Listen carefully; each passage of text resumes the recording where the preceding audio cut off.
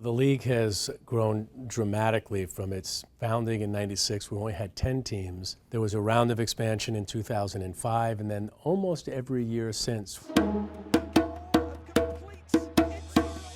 How do you compete with the more established, storied, maybe, leagues like La Liga or Premier League? Well, our hope is that you're a fan of New York City FC, you're a fan of Orlando City FC, or the Chicago Fire, and you also like watching Real Madrid. Fans want to be connected to a club in their town, and they want to paint their face, bang a drum, wave a flag, go into their stadium and believe that it's their cathedral to celebrate the sport that they love.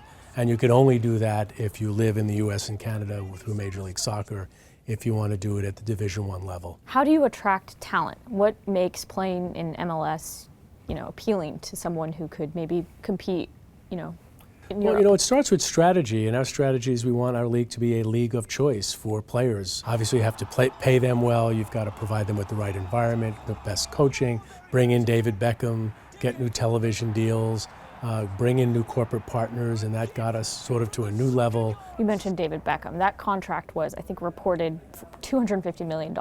Did that turn the tide at all for MLS? Beyond even what he was paid, I think there's unanimity that he was the tipping point for us from the original plan to what became really MLS 2.0. This idea that we could attract world-class players, that we could have downtown stadiums. And David really was the driver of that, because he sort of said, hey, I'm the most popular soccer player in the world, if not the best, because he was not the best soccer player in the world at that time. And I believe in MLS. And then Thierry Henry came, who left Arsenal and was another world-class player. And then it just continued to roll.